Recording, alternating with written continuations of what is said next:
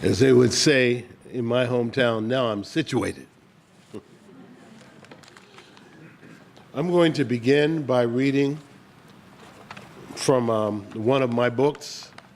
This one is Modern Psalms in Search of Peace and Justice. I'm going to read my 79th Psalm.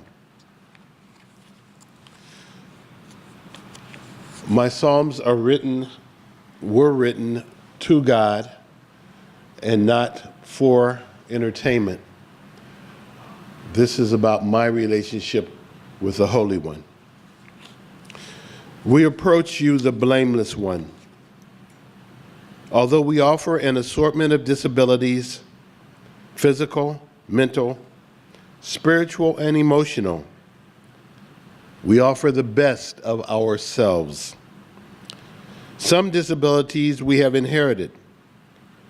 Others were forced upon us. Forgive us the ones that are conquerable, but that we choose to nurture. Help us avoid cursing the ones which are beyond our capacity to change. Let impairments never create distance. We trust you never to forsake us. Simultaneously, we confess that sometimes we have turned our backs on you. In our shallowness, increase our depth, for yours is the ownership now and throughout eternity. We're celebrating Martin Luther King Jr.'s birthday tomorrow. He was an important person in my life. We have a number of things in common. I started as a Baptist minister. I am now a Quaker. He remained a Baptist minister. I started very young, as he did. I became a minister just before I turned 18 years old, which fascinates some people, but is almost a joke in my hometown because one of my mentors was 8 when he became a minister. And he just celebrated his 75th anniversary as a minister. I've only been doing it 53 years. King said, faith is taking the first step even when you can't see the whole staircase. Faith is taking the first step even when you can't see the whole staircase. My suspicion is, being here in Ann Arbor, that I am not the only person who has had trouble with a gentleman who called himself the Apostle Paul. He got into a number of major arguments with James, Jesus' brother. When Jesus died, James became the head of the group, even though he had not been a disciple. I gave a series of talks on James, week-long, down in Toledo this past summer. I have always been a lover of James. Paul suggested that faith was enough. As a matter of fact, he spoke very long about the power of faith. But I'm going to read to you from James because I love these verses. 2nd chapter, verses 14 through 20. Take the case, my brothers, of someone who has never done a single good act, but claims that he has faith. Will that faith save him?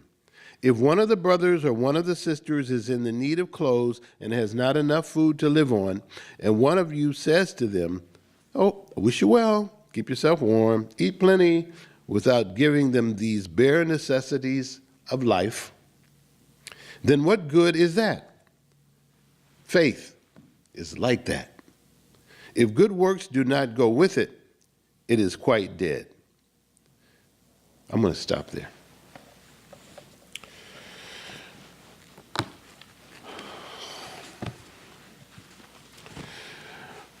I want to speak to you on how we can live as human beings in the 21st century, which is a very difficult thing for us to practice. And when I say practice, I'm going to speak from my own experience and not from King and not from the Bible. Again, I'm reading from my book, the 96th Psalm, as a springboard. In an hour of need, when I was too young to pray and poverty had me down, your compassionate arms rescued my family from the cold. What I do in maturity, I do for love, not in a vain attempt to reimburse you. Some debts are too large to kid oneself about ever fully repaying. Accept my offering as simply as I bring it, with mature strength as well as trepidation. Though it is a mere shadow compared to your largesse, I give freely even as I received, with the hope that it makes a positive difference in the search for peace and justice. So if you can picture this, in the winter of 1953, we were evicted. My mother and 3 kids under 6 years old. I was the oldest. Where my father was, nobody ever explained to me. I know that they had a number of separations, never a legal separation. I know that there were many, many times when we would ask, "Where's Daddy?" And my mother would say to us, "He came home when you were in the bed, and he left before you got up." In those days, you did not call your mother a liar. You simply heard it and said nothing. When I think of stress, I think of my mother. Being on the street at 23 years old and 3 small children and wondering, where do I go from here? Okay. My mother had gotten kicked out of school. She was kicked out of school because she got pregnant with me. She was 17 years old. She was a straight A student. But in those days, if a woman got pregnant, she was dismissed. I guess they thought that she was a bad example for the others and might lead all the rest of the girls to get pregnant. My father had already been kicked out of school. He was kicked out of school in the 7th grade. His explanation for why he was removed was because his teacher said, "You're too smart for a Negro." I've been trying to parse that for a long, long time. But my mother had this vision that somehow I was going to be able to lead the rest of her children, the rest of the family, from poverty. So she invested a great deal of time in me. By the time I was 3, I was able to read. By the time I was in kindergarten, and I was able to read on a 5th grade level.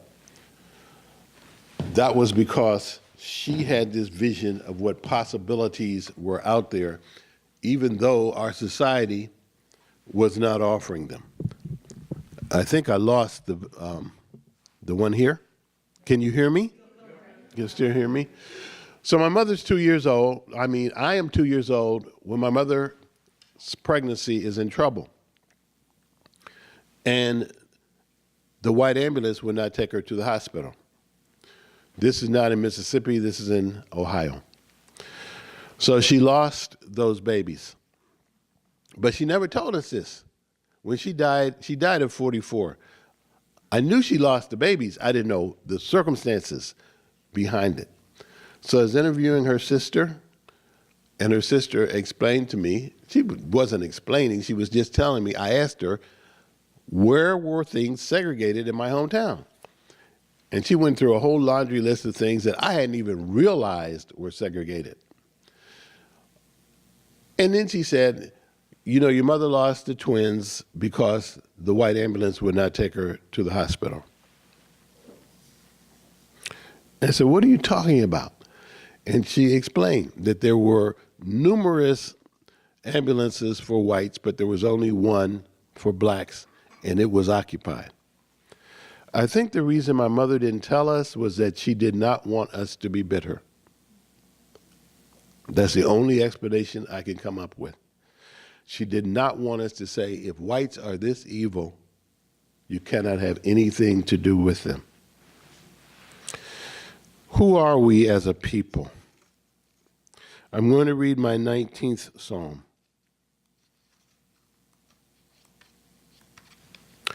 We move in beauty when we move with you. Whether traveling on superhighways over potholed pavements or forging new paths, though we dream to be no more than wilderness, we stride naturally. Despite temporarily possessing a model's well-constructed beauty or permanently bearing deformities that repel the shallow, the faithful are gorgeous to the indomitable core. It's important to me. You all were singing about we are beautiful. It's astonishing because I already picked these out. I had no idea what was going to happen today. I've been in this building because I run racism workshops for you. 3 of my partners are sitting over here, so I know some of you pretty well. But I had no idea what your worship service was going to be like. When I became a Quaker, I was coming back to our faith. I did not know at the time. I was the head of our denomination from the ages of 28 through 34. One of my brothers once said, how can I do everything that you've done? I said, you can't. It's impossible to be who I am. I couldn't be who I am if I was trying to plan it. It was a total accident. Or it was the Spirit that was guiding me. I believe you have to give up yourself and give your love to other people. If you're going to be worshiping yourself, forget about it. That's why we're in the trouble that we are right now in the 21st century. So I came back to Quakerism, not knowing that my family had been traditionally Quaker, because Quakers came looking for me when I was in theology school.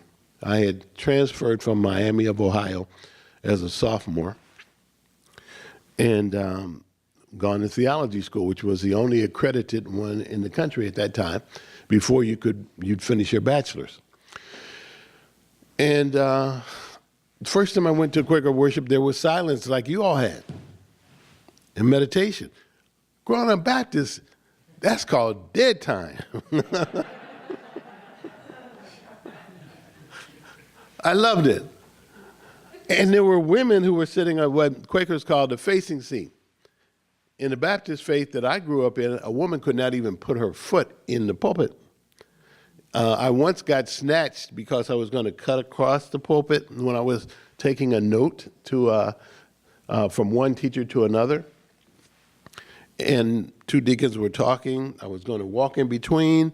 One of them snatched me and said, you cannot walk in that space because that is sacred space and women and children are not pure enough to be there.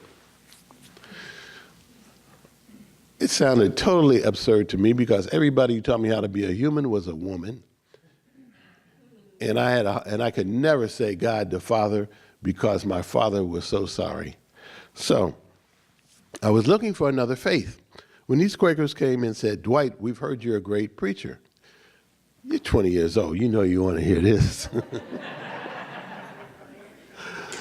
And they explained that they had been looking for a minister for the past 6 months. They couldn't find anybody because it had to be a unanimous decision.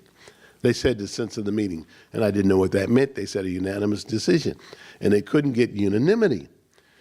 So I come down there. I am the only black in the building. I'm wearing an afro out to here. This is during Black Power movement.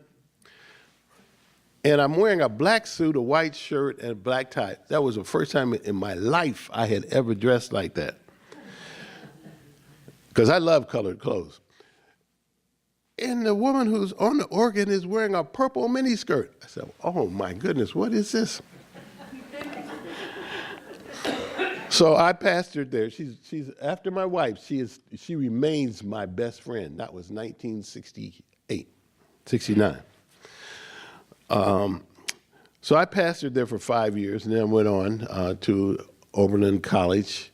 And I was assistant chaplain, and I was a dean at Marshall University. And then at 27, I became the head of our denomination in the United States and Canada.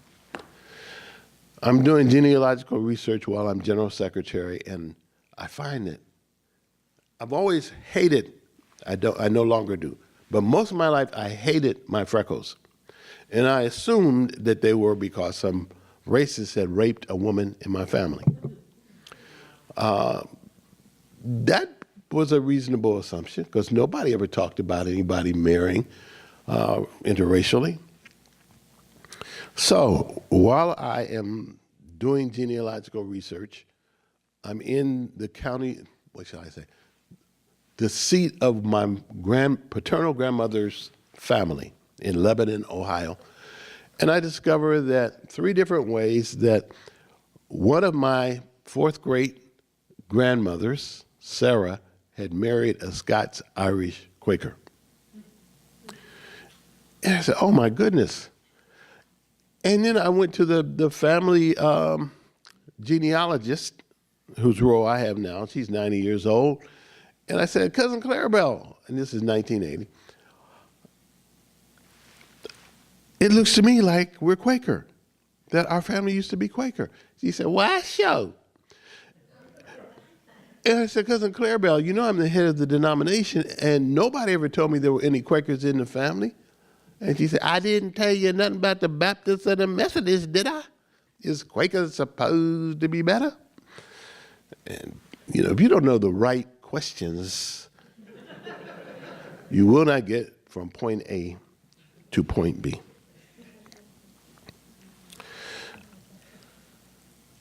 I find beauty in my faith. And one of the things that brought me to Quakerism, that really spoke to my condition, as Quakers say, is our belief that each one of us is born pure. When the world was created, God said, and it was good, and it was good, and it was good. And each person is good. I have been taught in the Baptist faith that we are evil, and that if you weren't baptized, you were not going to heaven. Remember, I had these twin brothers who had died at birth. You trying to tell me because they weren't baptized, they're going to hell? I was not prepared for that. One of my mentors said, we teach who we are. And I teach who I am. I learn from my experiences. I'm going to read another of my Psalms. Once more I have learned of a baby whose life has been ravaged by heart disease. These special angels are precious to you. May I never turn my back on the pain of those for whom we are called to care. The mystery of death complicates my acts when the deceased life lasts but a moment. It is impossible to demonstrate my own children deserve to be born healthy. Take my life, it is yours. Use it in service to babies struggling against all odds and the supporting parents. Bring your healing and let us honor the deaths of these heroes by earning the right to be listed among your ambassadors. So when I retired, I decided I was going to do exactly what I wanted to do. Now, I spent 28 years as head of this, that, or the other, another about 10 as a dean. And so many times, my life did not belong to me, it belonged to the community. So the first thing I set up was to honor my major weakness, and that was to hold babies.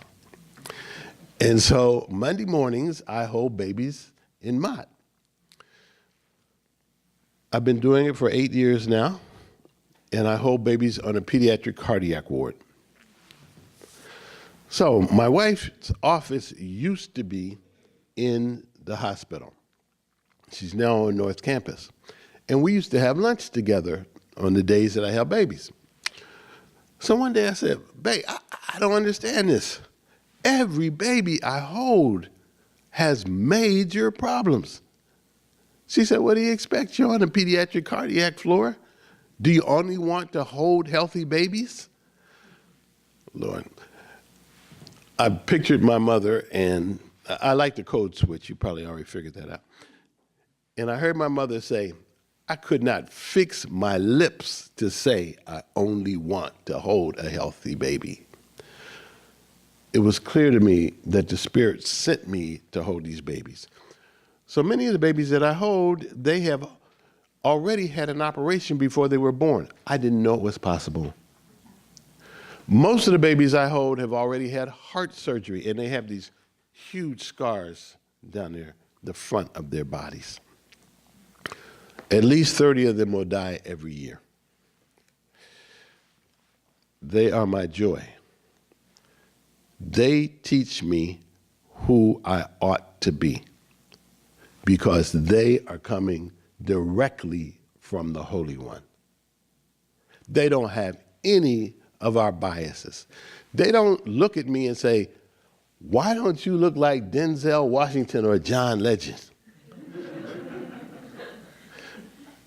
They don't look at me and say, why aren't you white?